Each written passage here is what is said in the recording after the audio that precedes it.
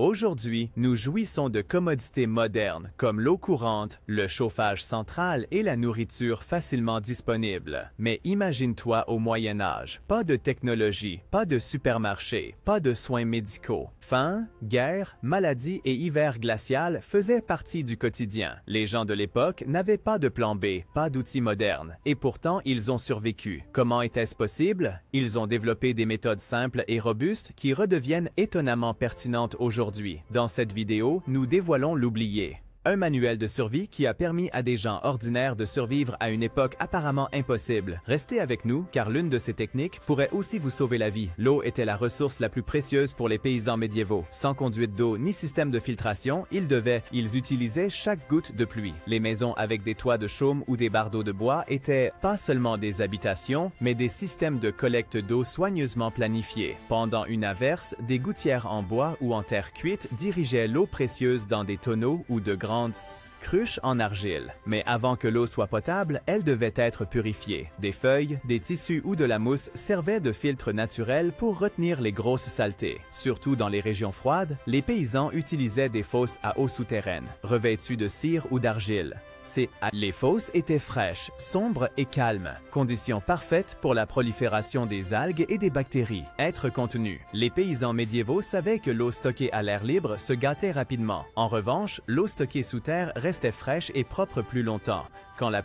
Lorsqu'il n'y avait pas de pluie, il se tournait vers ses réserves, soigneusement rationnées et jamais gaspillées. L'importance de l'eau allait au-delà du simple fait de boire. Elle était utilisée pour cuisiner, nettoyer, faire tremper des céréales et même pour fabriquer de la bière. Même l'eau de lavage usée avait une seconde vie pour arroser les plantes ou nettoyer les outils. Le gaspillage était impensable. Des villages entiers étaient souvent construits de manière à ce que l'eau de pluie s'écoule dans des réservoirs communs dont tout le monde profitait. Cela favorisait non seulement la communauté, mais était essentiel dans les régions avec peu d'eau. Essentiel à la vie. Aujourd'hui, des communautés autonomes et des constructeurs écologiques reprennent exactement ces techniques. Les toits inclinés, les systèmes à gravité et les méthodes de purification naturelle connaissent une renaissance. Il semble que les paysans médiévaux aient découvert il y a des siècles des solutions que nous avons oubliées dans notre monde moderne.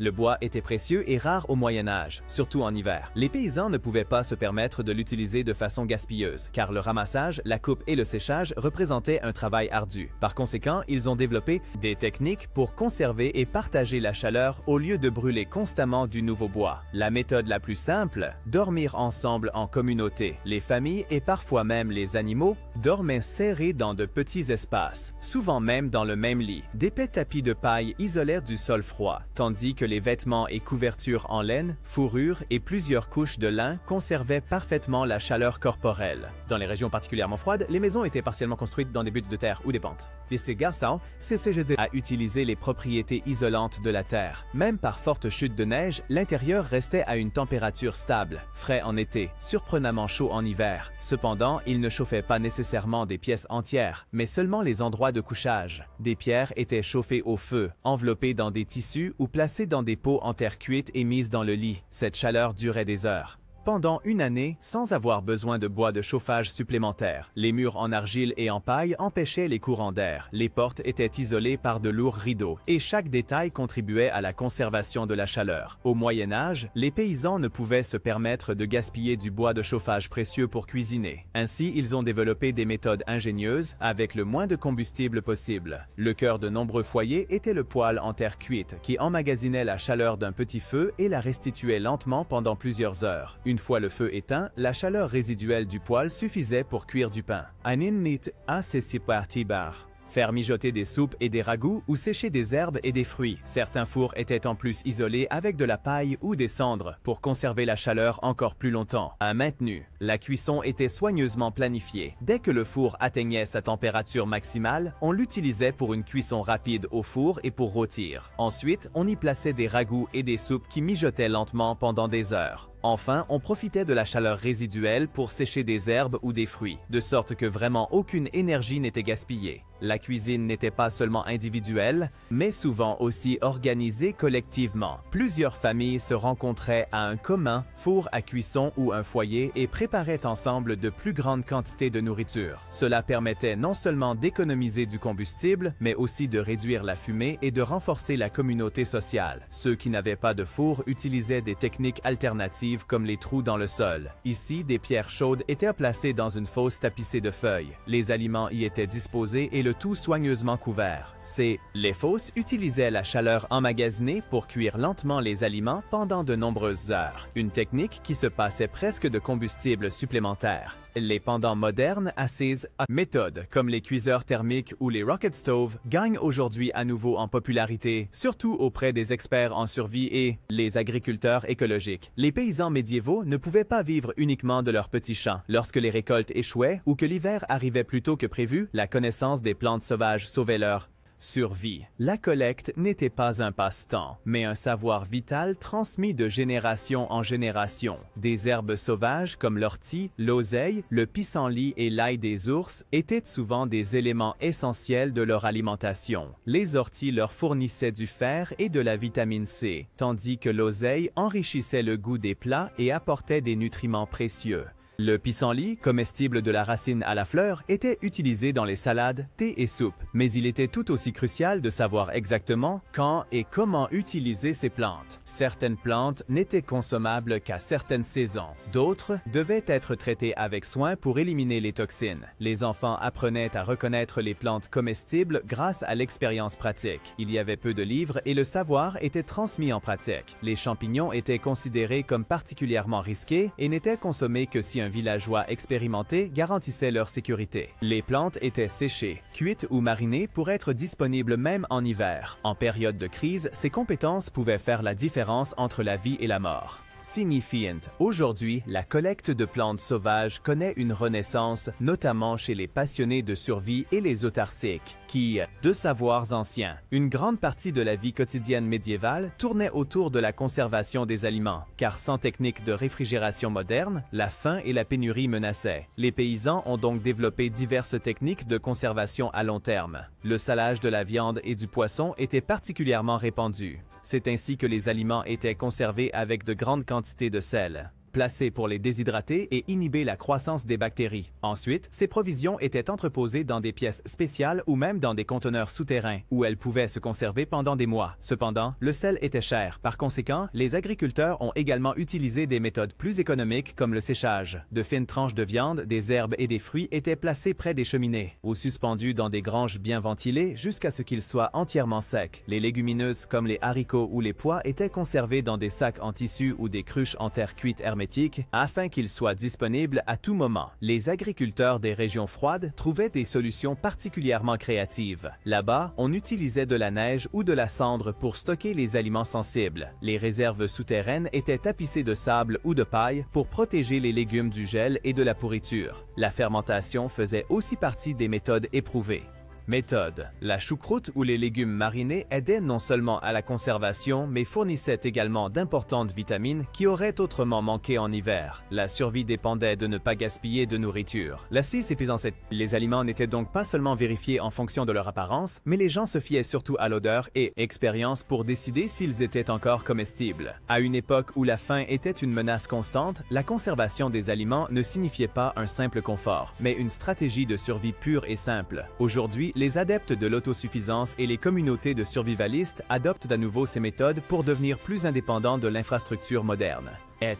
Les soins médicaux étaient à peine accessibles au Moyen Âge. Les médecins étaient rares et seulement présents dans les grandes villes. Chers et souvent inaccessibles. Les paysans devaient donc apprendre à traiter les maladies avec ce qu'ils avaient, des herbes. Connaissances et coutumes transmises. La phytothérapie était profondément enracinée dans la vie quotidienne. L'ail, un antibiotique naturel, était consommé cru ou transformé en boisson pour prévenir les infections. Le miel, qui possède des propriétés antibactériennes, était appliqué sur les plaies pour prévenir les infections et accélérer la guérison. L'écorce de saule, qui contient de la salicine, était mâchée contre la douleur et la fièvre ou transformée en thé longtemps avant le développement de l'aspirine. Les cataplasmes d'oignon étaient censés combattre les maladies, extraire, tandis que des cataplasmes de consoude, de plantain ou d'armoise étaient utilisés contre les blessures, les brûlures et même les fractures. Ces remèdes n'étaient pas parfaits, mais ils étaient suffisamment efficaces pour être largement répandus. Les femmes âgées du village, qui servaient de sages-femmes et de guérisseuses, étaient particulièrement expérimentées. Ils entretenaient leurs propres jardins médicinaux et soignaient les blessures et maladies au sein de la communauté. Leurs méthodes étaient souvent étonnamment efficaces. Par exemple, ils utilisaient du pain moisi, similaire à la pénicilline découverte plus tard, pour le traitement des plaies. Lorsque les connaissances étaient épuisées, on recourait à des rituels et à des prières. Ces pratiques spirituelles apportaient réconfort et espoir en des temps difficiles et aidaient à développer une résilience psychologique. Aujourd'hui, bon nombre de ces remèdes naturels sont à nouveau étudiés, confirmés par les scientifiques modernes et utilisés, non pas en remplacement, mais en complément de la médecine moderne, surtout en temps de crise. Au Moyen Âge, les paysans ordinaires ne pouvaient pas se permettre des armes coûteuses ou des châteaux protecteurs, mais cela ne signifiait nullement qu'ils étaient sans défense.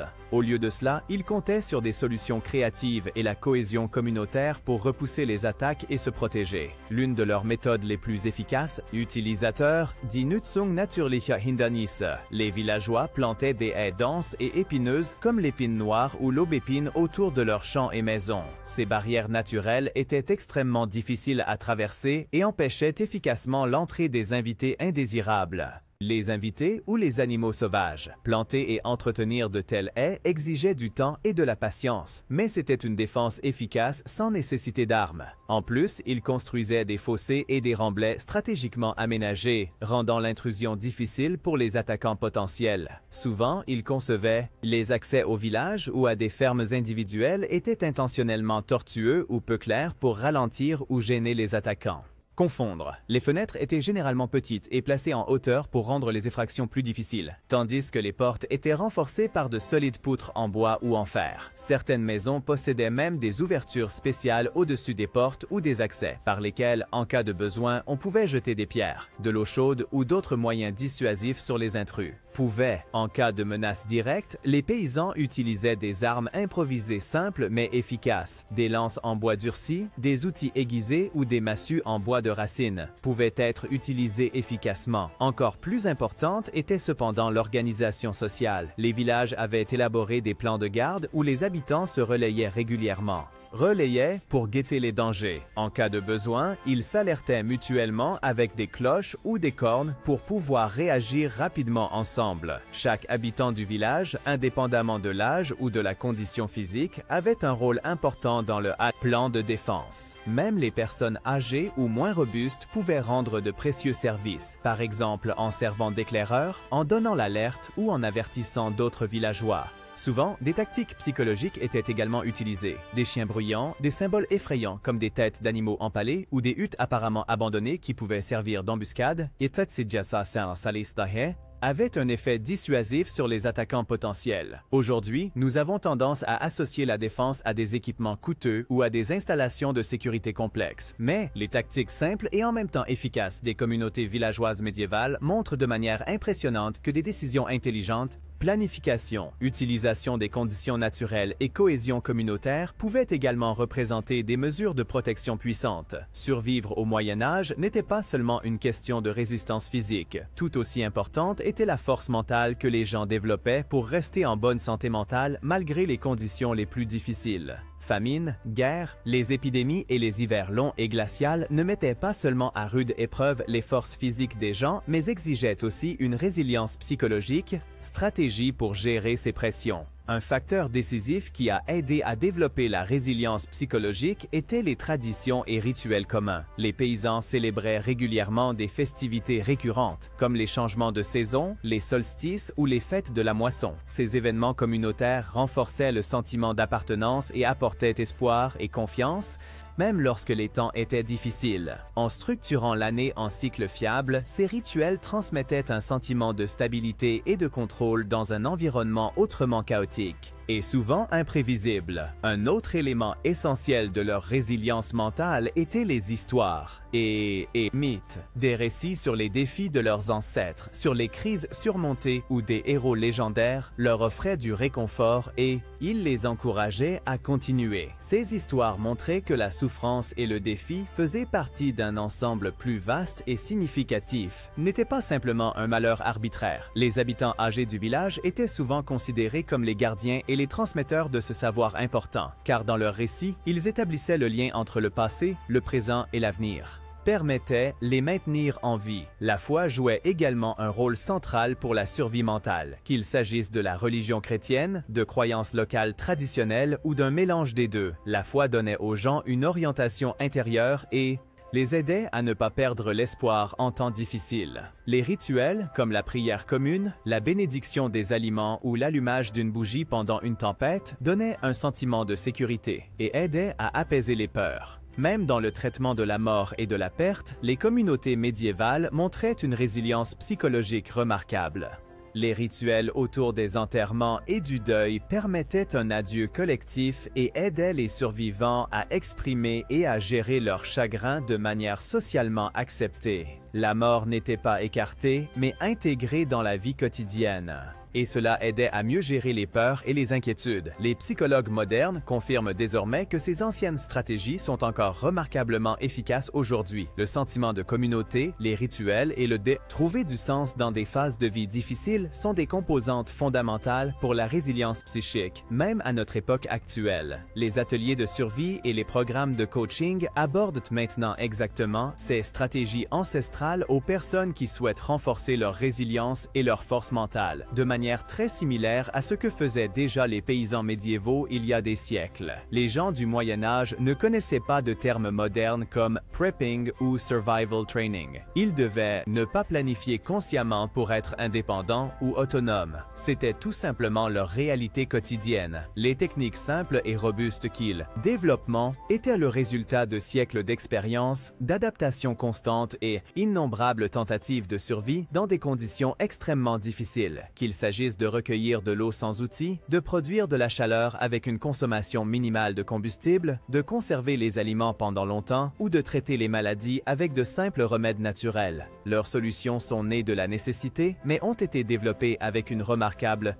efficacité perfectionnée. Ils savaient utiliser les ressources de manière durable, communauté à favoriser et développer la force mentale. Ces compétences les rendaient extrêmement résilients malgré toutes les adversités. Aujourd'hui, alors que notre monde moderne semble souvent vulnérables face aux crises, nous pourrions beaucoup apprendre de ces paysans médiévaux. Notre infrastructure, que nous considérons comme acquise, électricité, chauffage, supermarchés et soins médicaux, est plus fragile qu'on ne le voudrait. Une coupure de courant soudaine, des catastrophes naturelles ou des crises économiques inattendues pourraient rapidement nous confronter à des défis très similaires à ceux qui étaient courants autrefois. C'est pourquoi nous devrions accorder à nouveau plus d'attention à ces techniques oubliées. Ils nous offrent des solutions concrètes et pratiques qui fonctionnent encore aujourd'hui et peuvent même être salvatrices. De plus en plus de ménages modernes, de survivalistes et d'autosuffisants se tournent exactement vers ces anciennes stratégies, les adaptent aux conditions actuelles et les intègrent avec succès dans leur quotidien. Il est peut-être temps que nous aussi prenions le passé au sérieux et les considérer comme une source précieuse de savoir au lieu de les rejeter comme primitives ou arriérées. Car en période de crise, ce sont souvent les solutions simples et robustes qui nous protègent le plus efficacement.